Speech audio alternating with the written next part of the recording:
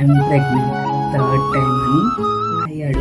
But I'm very excited. ఇంట్లో అందరితో share చేసుకున్నాను. వచ్చింది వద్దు తీసేద్దామని కూడా నేను అనుకున్నాను. మాతృత్వం ఎక్కడో దాగి ఉంటుంది.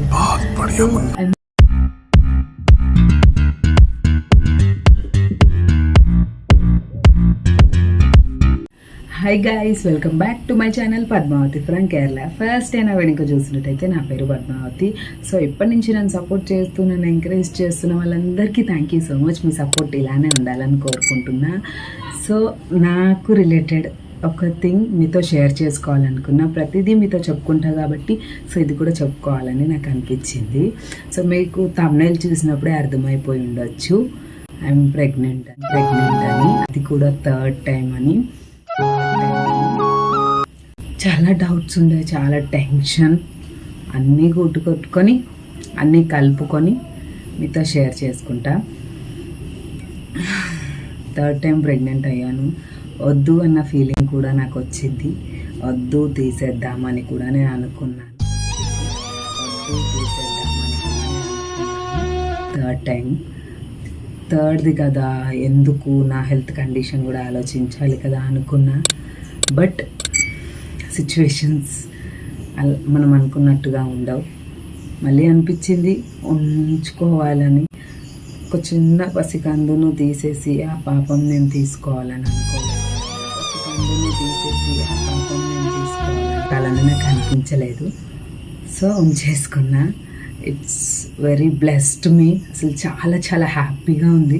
అసలు ఫస్ట్ నేను ప్రెగ్నెంట్ అంత ఎలా ఉందని ఎక్కడ లేని ఎక్సైట్మెంట్. సో మా హస్బెండ్తోనే షేర్ చేసుకోవాలి, చెప్పుకోవాలని ఎక్కడ లేని ఎక్సైట్మెంట్ ఫీల్ అయ్యాను. సో తనకి ఫస్ట్ కాల్ చేశాను. ప్రెగ్నెంట్ అని చెప్పగానే తను కొంచెం డల్ అయ్యాడు. But I'm very excited. ఇంట్లో అందరితోని షేర్ చేసుకున్నా, అందరికీ చెప్పేసా, అంటే ఇంట్లో family. But I'm very excited. మావయ్య గారికి, బావగారికి, అక్కకి అలా షేర్ చేసి చెప్పా. చాలా ఎక్సైట్మెంట్ ఫీల్ అయ్యా. అసలు ఎక్స్పెక్ట్ చేయలేను నా ఫీలింగ్ అన్నట్టు. అంటే నా ఎందుకో 2 times ప్రెగ్నెంట్ అయ్యాను, కానీ తల్లి అనగానే ఆ మాతృత్వం ఎక్కడో దాగి ఉంటుంది కదా. So I'm very happy and glad. నేను ప్రెగ్నెంట్ అని. సో మా అమ్మ అయితే ఒకటే మాట అన్నది, ఇంత సంతోషపడిపోతున్నావు ఏంటి, 2 పిల్లలు ఉన్నారు, మళ్ళీ 3వది అవసరమా అని. కొందరు మాట్లాడతారు కదా, కొన్ని వినిపిస్తాయి కదా, అలా చాలానే వినిపించాయి. బట్ వినిపిస్తాయి కదా అలా నాకు మైండ్లో ఏంటంటే తెలియగానే I'm very excited, very happy. అసలు నా మాటల్లో చెప్పలేకపోతున్నా, ఎవరితో షేర్ చేసుకోవాలో తెలీదు. చాలా ఎక్సైట్మెంట్ ఫీల్ అయ్యాను. బట్ ఒకసారి అంకా చూసారు పిల్లలు ఉన్నారు కదా అన్నట్టుండే. బట్ ఒకటే అనుకున్నా, మా అత్తయ్య ఒక్కటే చెప్పింది, ఏమని, దేవుడిచ్చిన వరం పిల్లలు. ఒక్కటే చెప్పింది, దేవుడిచ్చిన వరం పిల్లలు, అందరికీ ఇవ్వడు, ఏదో అయిపోయింది, ఉండని, ఉంచుకుందాం, మంచిగా పెంచుకుందాం, తర్వాత ఆపరేషన్ చేయించేద్దాం అనేసి అన్నది. నేను మీకు స్టోరీ అంతా చెప్తాను, వినండి క్లియర్గా. సో నేను ఏమైందంటే తిరుపతి వెళ్ళినప్పుడు నేను పీరియడ్స్ అవ్వలేదు. ఎందుకు అవ్వలేదు అనేసి చెక్ చేయించుకోవడానికి హాస్పిటల్కి వెళ్ళాను. ఫస్ట్ హాస్పిటల్కి వెళ్ళినప్పుడు వాళ్ళు ఏమన్నారంటే బ్లడ్ లేదు, సో ఈ ఫుడ్ తీసుకోండి, ఇలాంటివి మెయింటైన్ చేయండి అని చెప్పారు. నేను అలానే మెయింటైన్ చేశాను. 1 month అవ్వలేదేమో మేబీ ప్రెగ్నెన్సీ, అందులో కనిపించలేదేమో. నేను ఇంకా సర్లేదు అనేసుకొని ఇంకా మేము తిరుపతి వెళ్ళాము. తిరుపతి వెళ్ళి వచ్చాక ఫుల్లీ సిక్ అయిపోయాం. ఎందుకంటే నేను లాస్ట్ 4 years నుంచి ఎక్కడికి బయటికి వెళ్ళలేదు, తిరుపతే వెళ్ళాను. సో దానివల్ల ట్రైన్ జర్నీ, నిద్ర లేక, పిల్లల వల్ల హెల్త్ ఇష్యూస్ వచ్చాయేమో అనుకున్నా. ఒక 1 month రెస్ట్ తీసుకున్నా. 1 month తర్వాత మళ్ళీ హాస్పిటల్కి వెళ్ళాను. ప్రెగ్నెన్సీ అని కాదు, పీరియడ్స్ రాలేదు, ఏంటి అని వెళ్ళాను. వెళ్తే చెకప్ చేశారు, స్కానింగ్ చేశారు, అన్నీ చేశారు. అన్నీ చేశాక అప్పుడు డాక్టర్ ఏం చెప్పారంటే ప్రెగ్నెంట్ అని చెప్పారు. ప్రెగ్నెన్సీ టెస్ట్ ఇంట్లో చేసుకొని చూసా. బట్ అందులో నాకు ఏం తెలియలేదు, నాకు అర్థం అవ్వలేదు. పెద్ద మట్టిబుర్ర నాకు అస్సలు అర్థమే కాలేదు. ఏమేమో యూట్యూబ్లో ఏమేమో చూద్దాం అనుకుని చూసినా కూడా, వాళ్ళవి చూసినాక కూడా నేను టెస్ట్ చేసుకున్నా, నాకు ఏం అర్థం కాలేదు. ఇలా అయితే కాని పని అనేసి అవ్వదు, ఇంకా ఈ సిచ్యువేషన్ ఇక్కడితో రావదనేసి అత్తయ్య హాస్పిటల్కి తీసుకెళ్లారు. సో హాస్పిటల్కి వెళ్ళినప్పుడు డాక్టర్ చూసి టెస్ట్ చేశారు. టెస్ట్ చేసిన తర్వాత ప్రెగ్నెంట్ అని తేలిన తర్వాత ఐఎమ్ వెరీ ఎక్సైటెడ్, చాలా హ్యాపీ ఫీల్ అయిపోయాక డాక్టర్ ఏం చెప్పారంటే స్కానింగ్ చేద్దాం, బేబీ ఎలా ఉందో చూద్దాం అంటే ఇంకా ఎక్సైట్మెంట్ ఫీల్ అయిపోయి స్కానింగ్ చేయించుకుంటే baby high length berth baby ఉండే పొజిషన్ కూడా కరెక్ట్గా ఉంది అనేసి డాక్టర్ చెప్పారు. హ్యాపీ అనుకున్నా. అయితే మా వారు మెల్లిగా చెప్పారు, ఏమైనా అత్తయ్యకి ఒకసారి అడగమ్మా వీలవుతుందేమో అది అని. మా అత్తయ్యకి అస్సలు ఇష్టం లేదు తీసుకోవడం. ఉండని పెంచుకుందాం, పిల్లలు మనకి డబ్బు కాదు, డబ్బు ఇప్పుడు కాకపోతే ఎప్పుడన్నా సంపాదించుకునేదే కదా. పిల్లలు ఉంటే బాగుంటుంది అంటే అందరూ అంటారు వాళ్ళకి పోషించాలి కదా అని. మనం తిన్నదే వాళ్ళకి పెట్టి ఆనందంగా చూసుకుందాం, కానీ బిడ్డనైతే చంపొద్దు అనే మైండ్ సెట్లో అత్తయ్య ఉన్నారు.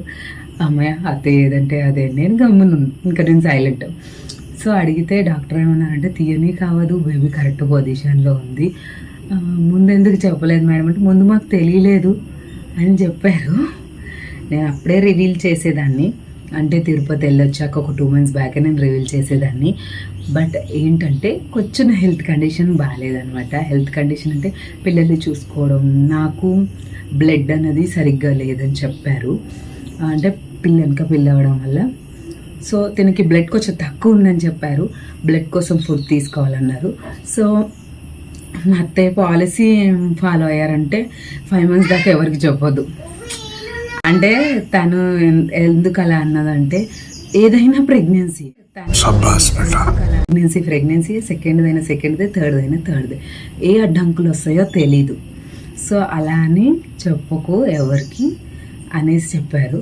5 months పడంగానే అందరితోటి షేర్ చేసుకోవాలని చెప్పారు. ఫస్ట్ మీతోటే షేర్ చేసుకున్నా. ఇందులో నా ఫ్రెండ్స్ కూడా ఉంటారు, వాళ్ళు కూడా చూస్తారు, వాళ్ళకి కూడా చెప్పినట్టు అయిపోతుంది అని షేర్ చేసుకున్నా. సో డాక్టర్ తీయడానికి అవ్వదని చెప్పేశాక ఇంకా మంచి ఫుడ్ తీసుకోమని చెప్పారు. సో బ్లడ్ ఇంప్రూవ్ అవ్వడానికి కొన్ని ప్రోడక్ట్స్ రాసిచ్చారు. డిహెచ్ఏ ఇంప్రూవ్ అవ్వడానికి పౌడర్ లాంటిది, రెగ్యులర్గా ట్యాబ్లెట్స్ వేసుకోండి అని చెప్పి. రెండు నార్మలే అయ్యాయి, ఆపరేషన్ కాదు. ఫస్ట్ పాప నార్మల్ డెలివరీ అయ్యింది. అండ్ బాబు అయితే బాబు గురించి అసలు చెప్పకూడదు, ఆటోలోనే డెలివరీ అయిపోయిందనమాట. సో 2 డెలివరీస్ నార్మలే అయ్యాయి కాబట్టి కొంచెం నెక్స్ట్ థర్డ్ కూడా నార్మల్ అయ్యే ఛాన్సెస్ ఉంటుంది. అలా అని నెగ్లిజెన్స్ చేస్తే అది కూడా ఆపరేషన్ అయ్యే ఛాన్స్ ఉంటుందని కొంచెం కేర్ తీసుకోమన్నారు. సో ఆ విధంగా నేను ఎవరితోటి షేర్ చేసుకోలేదు. I'm very excited. అసలు మీకు చెప్పాలని చాలా వెయిట్ చేశాను. సో ప్రెగ్నెన్సీ అనేది దేవుడిచ్చిన వరం. అందులో మన పాత్ర కొంచెం ఉంటే మనం తీసుకునే ఫుడ్ అనేది కూడా కొంచెం ఉంటుంది కదా. సో మంచి హెల్తీ ఫుడ్డే తీసుకుంటున్నా. హెల్తీ ఫుడ్ అంటే ఏమేమో కాదు, నేను తినేవి రెగ్యులర్గా అవే తింటూ హెల్తీగా మెయింటైన్ చేస్తున్నా. నా బేబీ అయితే ఇప్పుడు చాలా హెల్తీగా ఉంది. ఇప్పుడు ఎన్ని మంత్స్ కూడా మీకు రివీల్ చేస్తా అని చెప్పా కదా. ఇప్పుడైతే నాకు 5 months వచ్చాక వీడియో చేద్దాం అనుకున్నా. కొంచెం హెల్త్ కండిషన్ అటు ఇటు ఉండడం వల్ల గ్యాప్ తీసుకున్నా, అందుకని చెప్పలేదు. లేక చాలామంది ప్రాబ్లమ్స్ ఫేస్ చేస్తున్నారు. వచ్చింది తీసేసి దాన్ని హింసించకుండా ఉంచుకుందామని ఫిక్స్ అయ్యి ఇంకా నేను ఉంచేసుకున్నా. ఇంకా ఎలాంటి డౌట్స్ ఉన్నా కామెంట్ సెక్షన్లో కామెంట్ చేయండి. ఇంకా చాలామంది ప్రెగ్నెన్సీ కోసం ట్రై చేస్తూ ఉంటారు, చాలా ప్రాబ్లమ్స్ ఫేస్ చేస్తూ ఉంటారు. వాళ్ళకి నేను కొన్ని టిప్స్ అయితే సజెస్ట్ చేస్తాను. ఎవరన్నా అలా ఉంటే కామెంట్ సెక్షన్లో కామెంట్ చేయండి, నేను సజెస్ట్ చేస్తూ ఉంటాను. నేను అనుకున్నా నేను చేసే పూజలేనేమో నన్ను కాపాడేది అనే ఫీలింగ్లో నేను జర్నీ, అందులో కొండెక్కి అక్కడంతా తిరిగాను. అది కూడా పాపను ఎత్తుకొని నేను మొత్తం తిరిగాను అనమాట. నాకు అస్సలు ఎలా అంటే కాళ్ళు చాలా లాగేసేవి, కాళ్ళు చాలా నొప్పి వచ్చేవి. అయినా సరే అది స్టార్టింగ్ 1 month. నేను అప్పుడు ప్రెగ్నెంట్ ఉండొచ్చు, మేబీ 1 month కావచ్చు, లేదంటే 20 days 25 days కావచ్చు. అప్పుడు నేను ప్రెగ్నెంట్ ఉన్నా, తిరుపతిలో ఉన్నప్పుడు. నా అనాలిసిస్ ప్రకారం, నేను అప్పుడే అవ్వలేదు కదా, దాని ప్రకారం నేను చెప్తున్నా. పాపను ఎత్తుకున్నా సరే నాకు ప్రెగ్నెన్సీ పోలే. పాపను ఎత్తుకొని నడిచాను, ఆ కంపార్ట్మెంట్లో కూర్చున్నాను, ఆ కంపార్ట్మెంట్ నుంచి నడిచాను, అక్కడి నుంచి మళ్ళీ మేము కొన్ని ప్లేసెస్కి వెళ్ళాము, అక్కడ నడిచాను.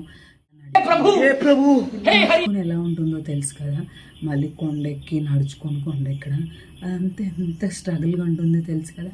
అయినా సరే నాకు ప్రెగ్నెన్సీ పోలేదు. మళ్ళీ ఆ తర్వాత ఇంటికి వచ్చాక కూడా, ఇప్పుడు ఇంటికి వస్తే మనం ప్రతి వర్క్ చేస్తూనే ఉంటాం కదా, బట్టలు పిండడం కానీ, ఏదైనా హెవీ వర్క్స్ కానీ, బకెట్స్ లిఫ్ట్ చేయడం కానీ అన్నీ చేస్తా.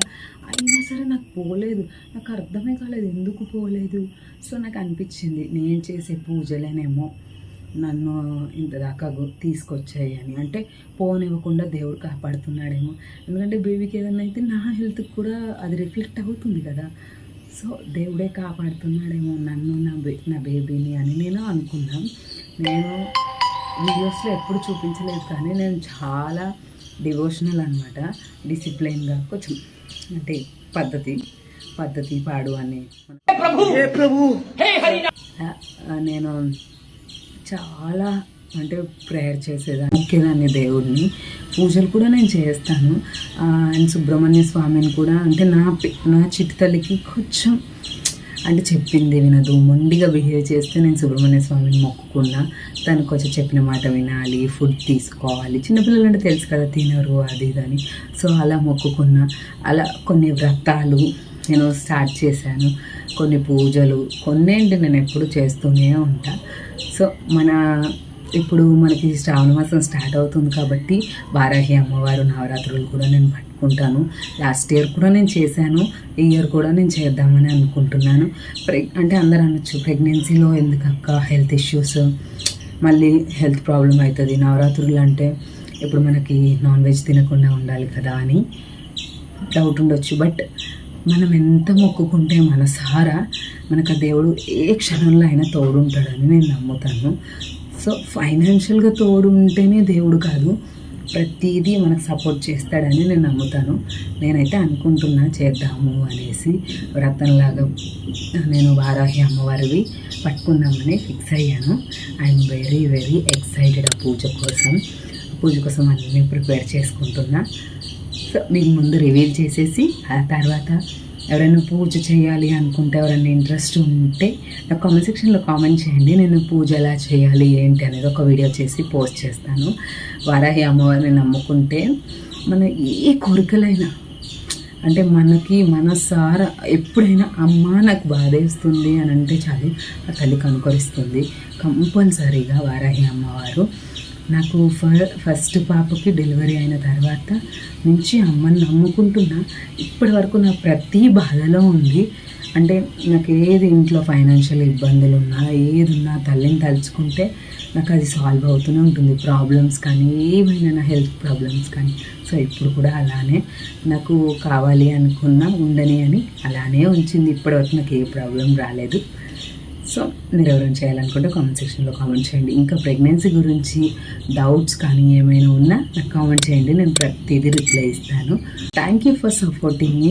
ఇలానే నన్ను సపోర్ట్ చేస్తూ ఎంకరేజ్ చేస్తారని కోరుకుంటున్నా. So thank for watching the video. Bye bye. వెళ్ళిపోయే ముందు సబ్స్క్రైబ్ చేసుకోండి.